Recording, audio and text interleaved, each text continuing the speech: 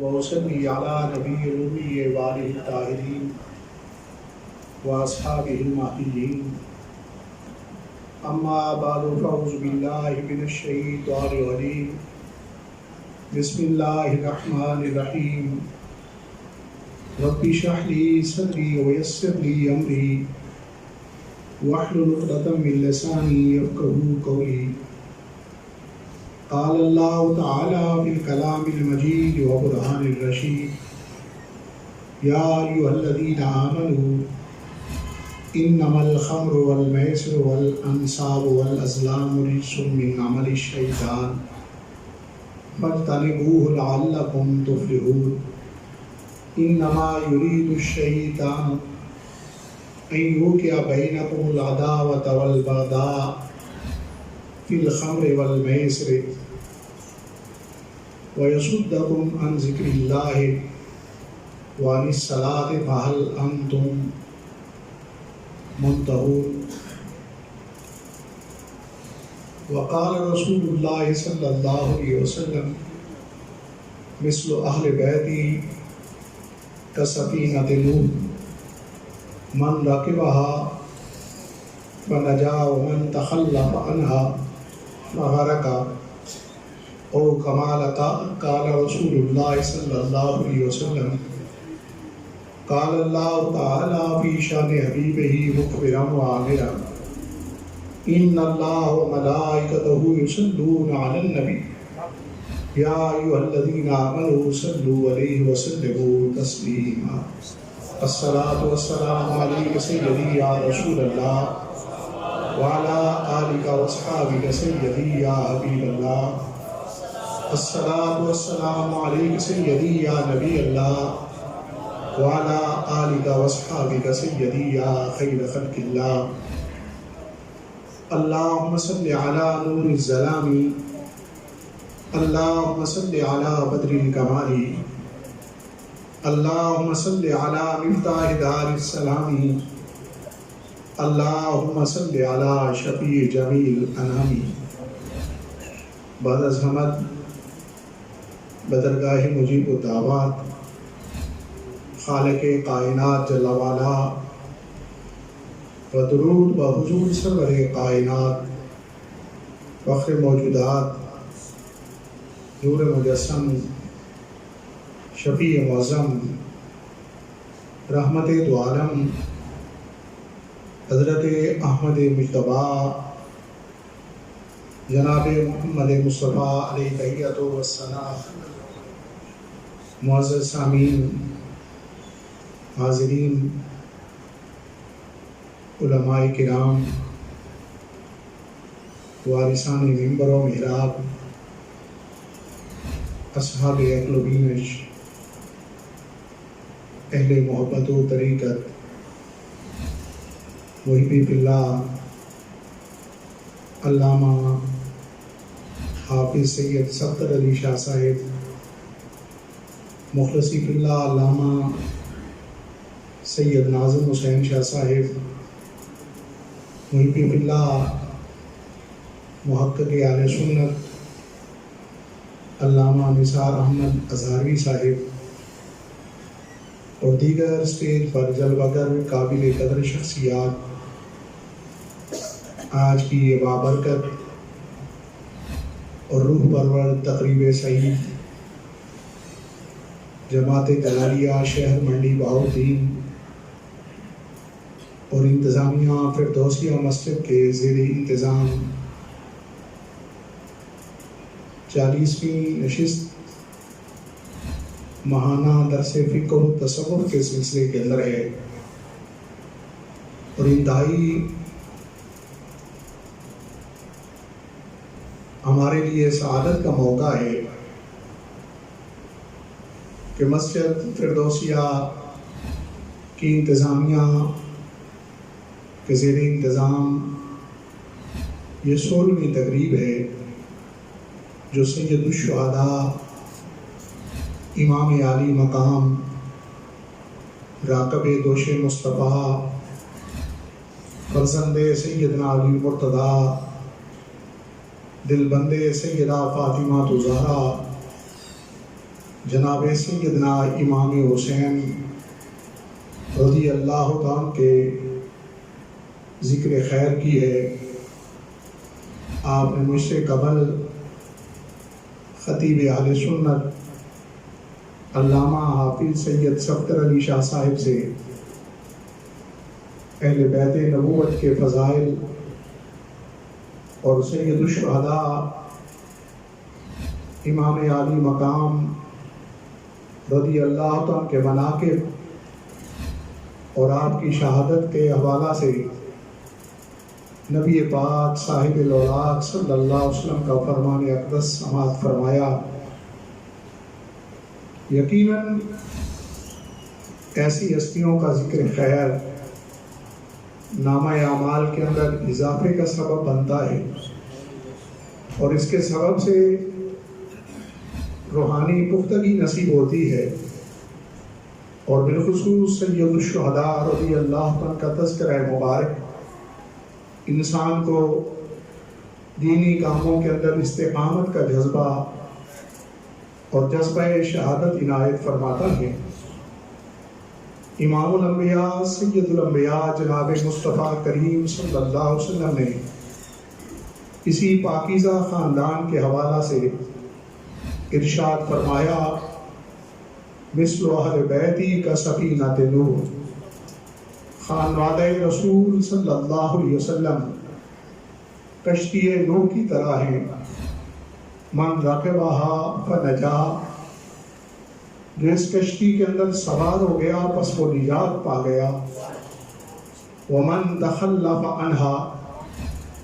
اور جو اس کی سواری سے رہ گیا وغرقا، پس وہ ڈوب گیا۔ تو اس حدیث مبارکہ کی جامعیت اور الفاظ کا انتخاب یہ بتاتا ہے کہ اہل بیت نبوت کا کیا مقام و مرتبہ ہے اور ان کی کیا حیثیت ہے۔ سفینہ نوح قرار دینا معلوم یہ ہوتا ہے کہ اہل بیت نبوت کے دامن کے ساتھ جو وابستہ ہے، ان کے ساتھ جو قلبی تعلق رکھتا ہے، ان کے ساتھ جو محبت اور وابستگی کا ناطہ رکھتا ہے، اسی کے لیے یہ ممکن ہے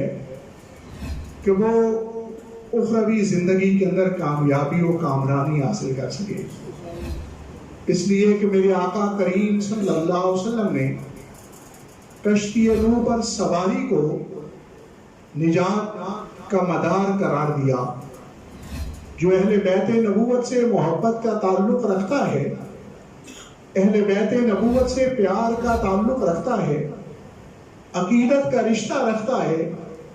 حدیث پاک کی روشنی کے اندر یقیناً وہ نجات حاصل کرتا ہے دوزخ کی آگ سے۔ میرے حضور امام ربانی قیوم زمانی مجدد الفسانی شیخ احمد سرندی فاروقی رحمہ اللہ کی بارگاہ اقدس میں اسی حوالہ سے سوال رکھا گیا کہ حضور اہل بیت نبوت سے کیا معاملہ رکھنا چاہیے، ان سے کیسا تعلق رکھنا چاہیے۔ قلبی ناطے کے حوالہ سے سوال تھا، محبت اور پیار کے حوالہ سے سوال تھا، تو حضرت امام ربانی قیوم زمانی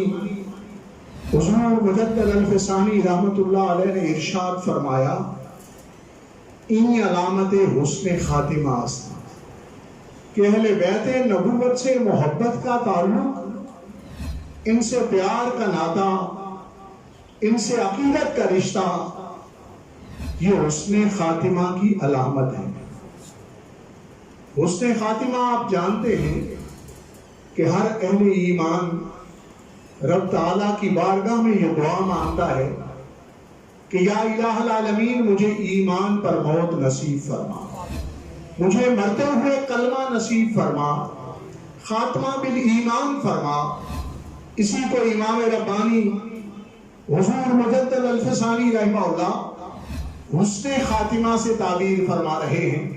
کہ اچھا خاتمہ تو حضرت امام ربانی رحمہ اللہ کے فرمان کے مطابق اہل بیت نبوت سے محبت اور عقیدت کا رشتہ یہ رشتہ اس بات کی علامت ہے کہ رب تعالیٰ کلمے پر موت عطا فرماتا ہے. سبحان اللہ. اللہ رسالت تحقیق حیدری سیدی مرشدی شان اہل بیت شان اہل بیت آستانہ آریہ بکی شہید. تو جسے ایمان پر موت آتی ہے،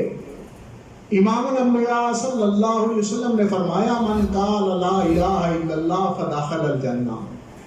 جسے مرتے ہوئے کلمہ جب حالت نظام میں نصیب ہو گیا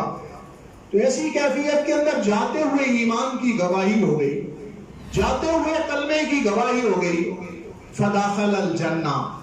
اس کے بعد ظاہر ہے اس نے کوئی عمل نہیں کیا، ایسی صورت کے اندر وہ جنت میں داخل ہو گیا.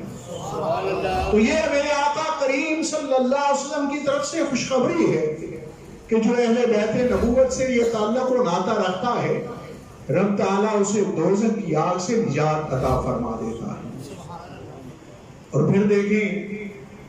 کہ یہ محبت کا تعلق رکھنا ضروری ہے، عقیدت کا ناطہ رکھنا ضروری ہے. صرف کوئی آدمی تعریف و توصیف کر دے، کلمات خیر رکھ کر دے یا کسی کی اچھائی کو بیان کر دے تو اس سے نجات کا مدار حاصل نہیں ہوتا، بلکہ قلبی رشتہ ہونا ضروری ہے، قلب کا ناطہ ہونا ضروری ہے. دیکھیں ایک آدمی ساحل سمندر پر کھڑا ہو کر یہ کہتا رہے کہ یہ کشتی بڑی خوبصورت ہے، اس کے پھٹے اور تختے بڑے خوبصورت ہیں، اسے بنانے والے نے بڑا مضبوط بنایا ہے، تو وہ سمندر کے پار نہیں جا سکتا. سمندر کے پار اسی صورت میں جائے گا جب وہ کشتی پر سواری اختیار کرے گا. تو کشتی پر سواری اہل بیت نبوت کے ساتھ وابستگی ہے،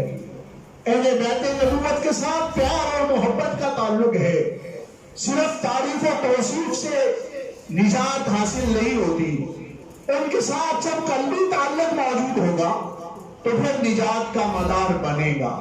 پھر جہنم کی آگ سے آزادی ہوگی. اور پھر دیکھیں کہ صرف یہ سواری سے بھی کام نہیں چلتا، اس لیے کہ جب آدمی کشتی کے اندر سوار ہوتا ہے تو ایسی کیفیت کے اندر جو بھی کیفیت کشتی پر گزرتی ہے وہ اس کے سوار پر بھی گزرتی ہے. اگر کشتی ہلتی ہے تو جو سوار اس پر سوار ہے وہ بھی ہلتا ہے. اگر کہیں کشتی گرداب کے اندر آ جاتی ہے تو اس صورت کے اندر بھی سوار مضطرب اور پریشان ہو جاتا ہے. سواری جب کشتی آسانی سے چل رہی ہوتی ہے تو سوار پر بھی اطمینان کی کیفیت ہوتی ہے. معلوم یہ ہوا کہ صرف سواری سے کام نہیں چلے گا، صرف محبت و عقیدت سے کام نہیں چلے گا، صرف پیار کے رشتے سے کام نہیں چلے گا، اطاعت اور فرما برداری ضروری ہے. جس طرح اہل بیت نبوت کا طریقہ ہے اس طریقے کو اپنانا ضروری ہے. ان کے ساتھ رشتے کی مضبوط ہونے کی دلیل یہ ہے کہ ان کی فرما برداری کی جائے. اگر کشتی اطمینان میں ہے تو سوار بھی اطمینان میں ہو، اگر کشتی اضطراب میں ہے تو سوار بھی اضطراب میں ہو، اگر کشتی گرداب میں ہے تو سوار بھی اضطراب کی کیفیت کے اندر ہو. اس لیے اطاعت و فرما برداری ضروری ہے. اہل بیت نبوت کہ ایک مبارک فرد آپ مدینہ منورہ کے اندر حضرت سیدنا امام زین العابدین آپ نماز کی ادائیگی فرما رہے تھے. اتنے میں یہ خبر پہنچی کہ مقام جس کے اندر آپ نماز ادا فرما رہے ہیں آگ لگ گئی ہے. اہل مدینہ منورہ آگ کے بجھانے کے لیے کوشش کرنے لگے، لیکن جناب سیدنا امام زین العابدین نور اللہ مرکزہ جس کیفیت کے اندر تھے اسی کیفیت میں تشریف فرما رہے، نماز کی ادائیگی فرماتے رہے. نہ کوئی توجہ کے اندر انتشار آیا، نہ دھیان کے اندر کوئی ایسا معاملہ آیا. نماز کی ادائیگی فرمائی، پوچھا کیا شور و شرابہ تھا. کہنے والے بتلانے والے کہنے لگے کہ آگ لگ گئی تھی مکان کے اندر اور ہم نے تو پوری کوشش کی ہے کہ وہ آگ بجھا دی جائے، اس لیے کہ آپ مکان میں تشریف فرما ہیں اور آپ کو کوئی زحمت اور تکلیف نہ اٹھانی پڑے. سیدنا امام زین العابدین نے حیرانگی کا اظہار فرمایا. معلوم ہوا کہ آپ کی کامل توجہ نماز کی طرف تھی، آپ کا کامل دھیان نماز کی طرف تھا، تو یہ اہل بیت نبوت کا طریقہ ہے، یہ خاندان نبوت کا طریقہ ہے،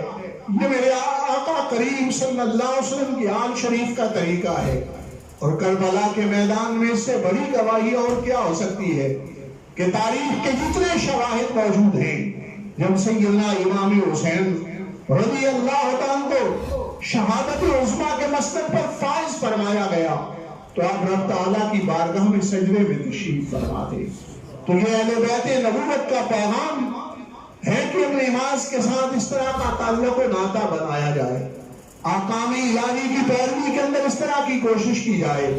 جن احکامات اسلام کے لیے سیدنا امام حسین رضی اللہ عنہ نے اپنی جان مبارک کا نذرانہ، اپنے اعزاء و اقارب، اپنے چاہنے والوں، اپنے پیار کرنے والوں، اپنی عقیدت رکھنے والوں، اپنے مریدین، محبین اور متوسلین کو رب تعالیٰ کی بارگاہ میں پیش فرمایا۔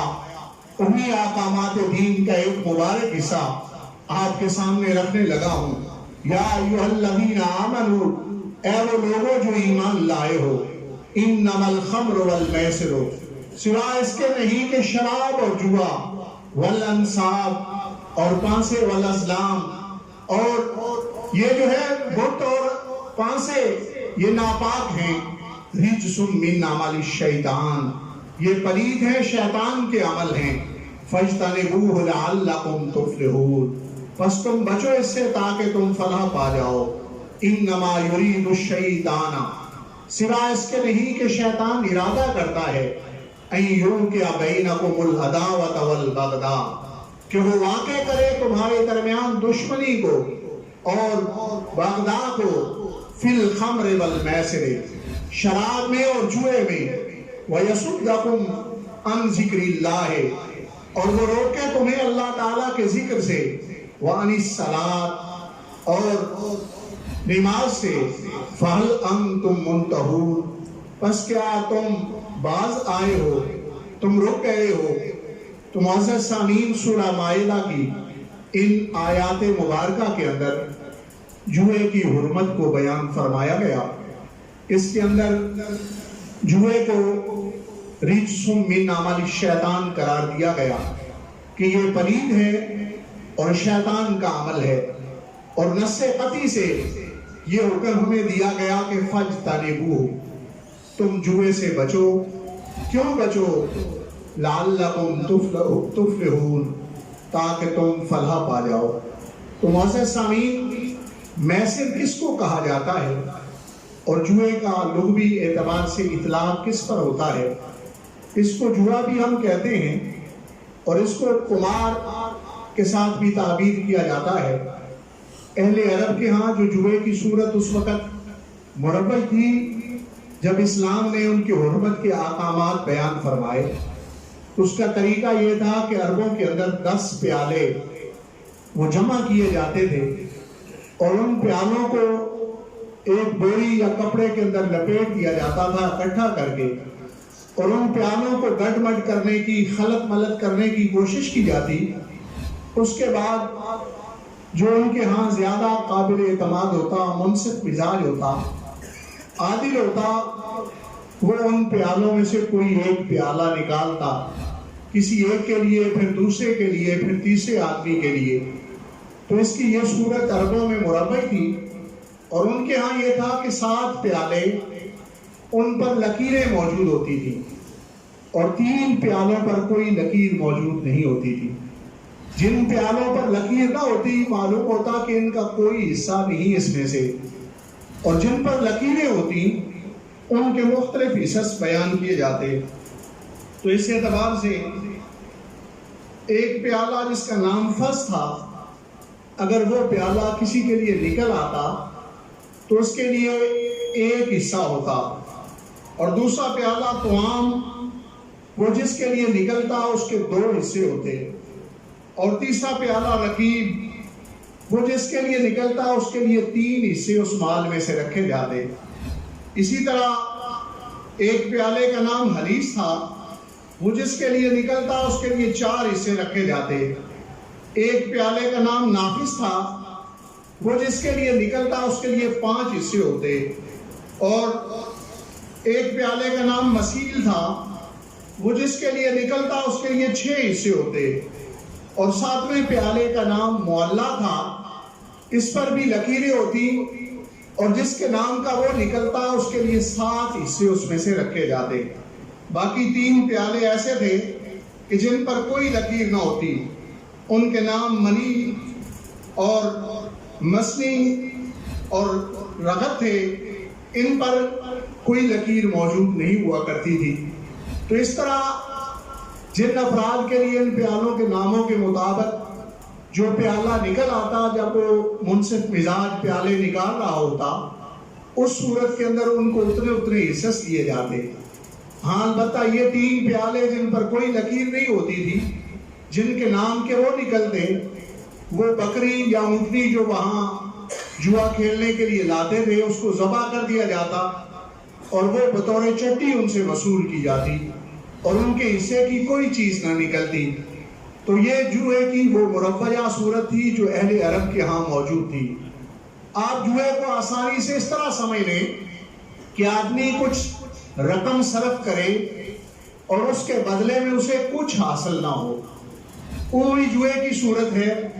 اور ایک صورت یہ ہے کہ جتنی رقم صرف کر رہا ہے اس سے کئی گنا زیادہ اس کے اندر اس کو حاصل ہو، جتنا اس نے کیا ہے اس کی بجائے نہیں بلکہ اس سے کہیں زائد۔ تو ایسی صورت کو بھی جوا کہا جاتا ہے، اور جوا شریعت اسلامیہ کے اندر حرام قرار دیا گیا ہے۔ جوئے کی بہت ساری صورتیں آج بھی معاشرے کے اندر موجود ہیں۔ مثلا یہ کہ پرانے زمانے کے اندر عربوں کے ہاں ایک بیع کا یہ طریقہ تھا، خریداری کا یہ طریقہ تھا کہ جتنی اشیاء پڑی ہیں کوئی آدمی اس پر ہاتھ لگا دیتا، تو اس صورت کے اندر جتنا ہاتھ اس کا جن چیزوں پر لگ جاتا اس کی خریداری اس کے بدلے میں ہو جاتی۔ یہ بیع، اس کو شریعت اسلامیہ کے اندر بیع ملامسہ کہا جاتا ہے، یا بیع منابضہ سے تعبیر کیا جاتا ہے، اور سرکار دو عالم صلی اللہ علیہ وسلم نے ان بیوع کی حرمت کو بیان فرمایا ہے، اسی سبب سے کہ اس کے اندر دھوکہ ہوتا ہے، اس کے اندر کوشش سے زیادہ مل جاتا ہے، اور اس کے اندر جو خریدنے والا ہے اس کے لیے نقصان کا بھی اندیشہ ہوتا ہے۔ اس لیے سرکار دو عالم صلی اللہ علیہ وسلم نے اسے حرام قرار دیا۔ موجودہ صورت کے اندر میلوں اور ایسی کیفیات کے اندر جہاں عارضی بازار لگتے ہیں،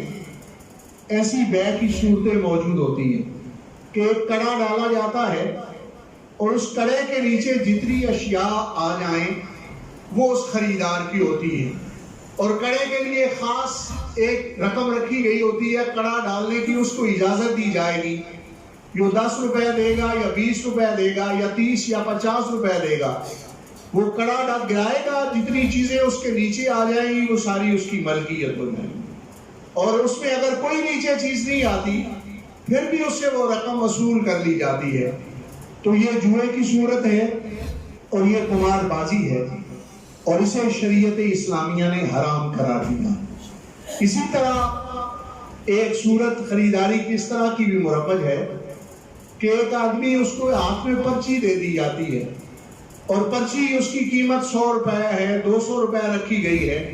50 روپے رکھی گئی ہے۔ جب وہ آدمی پرچی کھولتا ہے تو اس پر اشیاء کے نام لکھے ہوتے ہیں، جو اشیاء جتنے نام لکھے ہوں گے وہ ساری اشیاء اس کو دے دی جائیں گی۔ نہیں نام لکھا ہوگا تو کوئی چیز نہیں دے دی جائے گی، زیادہ نام ہوں گے تو زیادہ چیزیں دے دی جائیں گی، تھوڑے نام ہوں گے تو تھوڑی چیزیں دی جائیں گی۔ اس کا نام بھی جوا ہے، اور یہ میسر اور قمار بازی کے احکامات کے تحت آتی ہے، اور شریعت اسلامیہ نے اس کو بھی حرام قرار دیا۔ بظاہر ہم سمجھتے ہیں اس کے اندر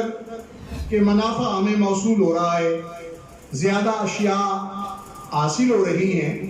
لیکن سورہ بقرہ کے اندر اسی بات کی وضاحت اللہ رب العزت نے الفاظ سے فرمائی کہ کل فیہما منافع کبیر،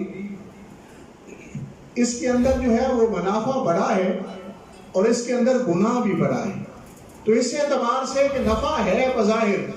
لیکن اس کے اندر گناہ بھی بہت زیادہ بڑا قرار دیا گیا ہے۔ اور اس سے جو معاملہ قرآن مجید نے بیان کیا کہ شیطان جوئے کی صورت میں یہ چاہتا ہے کہ این یوقع بینکم العداوۃ والبغضاء، کہ اس سبب سے تمہارے درمیان دشمنی اور بغضاء کو پیدا کرنا چاہتا ہے۔ تو یہ جوا بازوں کے اندر عام معاملہ ہے کہ ایسی صورت کے اندر جو جوا کھیلنے والا جیت آتا ہے اس سے نفرت بھی پیدا ہوتی ہے، اس کے ساتھ عداوت بھی پیدا ہوتی ہے اور دشمنی کا معاملہ بھی ہوتا ہے۔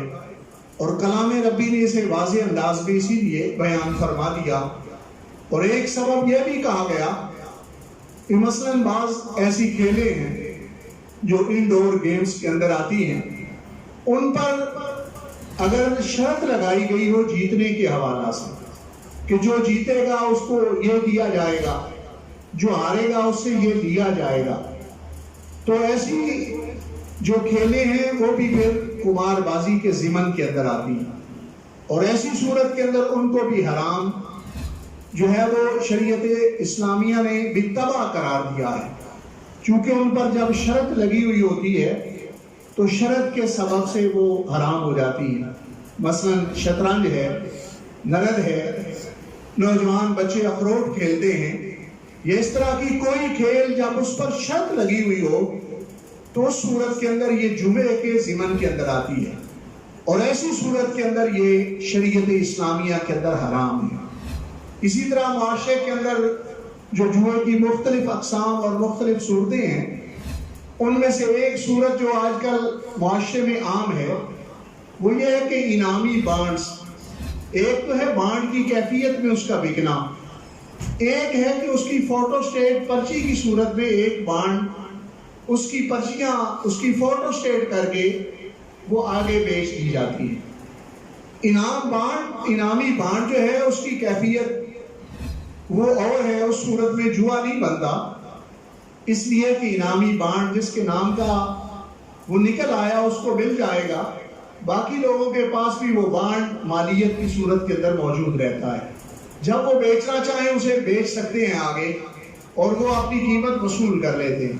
لیکن یہ ایک بانڈ کی 10 فوٹو سٹیٹیں یا اس سے زائد اس طرح کی جو بکتی ہیں وہ جوئے کے ضمن کے اندر آتی ہیں، اور ایسا خریدنا، ان کی بیع کرنا، ان کا لینا دینا بھی شریعت اسلامیہ میں حرام ہے۔ کیوں؟ اس لیے کہ وہ پرچی جو فوٹو سٹیٹ کی صورت میں دی جا رہی ہے، جب ایک قرعہ اندازی ہو جائے گی تو اس کے بعد وہ ضائع ہے، اس کی کوئی مالیت نہیں ملے گی۔ تو یہ مالیت نہ ملنا اسلام اس صورت میں خریدار کے حق کو محفوظ کرتا ہے، اسی لیے جوئے کو حرام قرار دیا ہے۔ اور ایسی صورت کے اندر جو پرچی کی صورت میں بک رہا ہے وہ فوٹو سٹیٹ کی صورت میں جو بیچا جاتا ہے بانڈ، آگے اس کی کئی فوٹو سٹیٹیں کروا کے، یہ شریعت اسلامیہ کے اندر حرام ہے۔ اسی طرح لاٹری کی کیفیت ہے کہ ظاہر ہے ایک آدمی رقم صرف کرتا ہے اور اس کے بدلے میں اسے کچھ بھی موصول نہیں ہوتا، اور ایک آدمی رقم صرف کرتا ہے اور اس کے بدلے میں اسے کچھ موصول ہو جاتا ہے۔ ایسی صورت کے اندر شریعت اسلامیہ نے اس صورت کو بھی حرام قرار دیا۔ اسی طرح بظاہر نیکی کے نام پر چند لوگ اکٹھے ہو جاتے ہیں اور ایسی صورت کے اندر یہ کہ ہر مہینے جی قرعہ ڈالا جائے گا اور عمرے کے لیے رقم مہیا کی جائے گی۔ نام تو نیکی کا ہوتا ہے، لیکن اس میں اگر وہ ایسی صورت پیدا ہو کہ کسی آدمی نے رقم جمع کرائی ہے اور بالآخر اس کو کچھ بھی موصول نہیں ہوا، ایسی صورت کے اندر یہ جوئے کے ضمن کے اندر آتی ہے اور وہ حرام قرار دی جائے۔ ہاں اگر ایسی صورت ہے کہ ہر آدمی مثلا 20 اس کے ممبران ہیں اور 20 رقم جمع کراتے رہتے ہیں، ہاں البتہ پہلی دفعہ کوئی اور عمرے پہ چلا گیا، دوسری دفعہ دوسرا چلا گیا، تیسری مرتبہ تیسرا چلا گیا، جس کا کمیٹی ڈالی جاتی ہے، تو اس انداز میں اگر عمرے کی صورت ہے تو وہ جواز ہے اس کا کہ سارے کے سارے عمرے کی سعادت حاصل کر سکیں۔ لیکن اگر کوئی ایک ممبر بھی عمرے کی سعادت سے محروم رہ جاتا ہے، یا جس کے لیے وہ لاٹری ڈالی جا رہی ہے یا کمیٹی ڈالی جا رہی ہے، وہ ایسی صورت کے اندر وہ اسے نہیں میسر آتا، اس کی رقم کے بدلے میں کوئی چیز نہیں، تو ایسی کوئی بھی کیفیت کمیٹی کے نام پر ہو، لاٹری کے نام پر ہو، کسی کمپنی کاروباری کمپنی کے نام پر ہو، ان ساری صورتوں کے اندر اسے جوئے کے ضمن میں لیا گیا ہے اور یہ صورتیں حرام ہیں۔ اسی طرح بعض انٹرنیشنل کمپنیاں جو ہیں وہ ایک کارکن لیتی ہیں اور اس سے کچھ پیسے لے لیتی ہیں، اس کے بدلے میں اسے کچھ بھی نہیں دیتی، آگے وہ ممبران بناتے ہیں اور ممبران بنا کے اس میں سے اس آدمی کی کمیشن رکھی جاتی ہے کہ یہ 10 ممبر بنائے گا اس کی اتنی کمیشن ہے، یہ 20 ممبر بنائے گا اس کی اتنی کمیشن ہے، یہ 2 ممبر بنائے گا اس میں سے اس کو اتنا ملے گا، اور اس کی اصل رقم کے بدلے میں اسے کچھ نہیں دیا جاتا۔ تو ایسی جو انٹرنیشنل ٹریڈ کمپنیاں اپنے ممبران اپنے بیچنے والے آگے یا اپنی مصنوعات کو آگے لوگوں کو پہنچانے کے لیے اس طرح کا انداز اختیار کرتے ہیں، تو ایسے معاہدے سارے غیر اسلامی ہیں۔ اور ایسی صورت کے اندر یہ بھی جمعے کے ضمن کے اندر آتا ہے، میسر کے ضمن میں، سٹہ بازی، قمار بازی کے ضمن میں، تو شریعت اسلامیہ نے اسے بھی حرام قرار دیا۔ آپ جوئے کو آسانی سے سمجھنے کے لیے یہ اتنی آسانی کے ساتھ سلیس سی اس کی تعریف اپنے ذہن میں رکھ لیں کہ آدمی کچھ صرف کرے اور اس کے بدلے میں اسے کچھ حاصل نہ ہو، اس کا نام جوا ہے اور شریعت اسلامیہ نے اسے حرام قرار دیا۔ وَمَا عَلَيَّ إِلَّا الْبَلَاغُ الْمُبِينُ۔ جس صاحب نے اس حوالہ سے کوئی بھی سوال کرنا ہو وہ سوال کر سکتے۔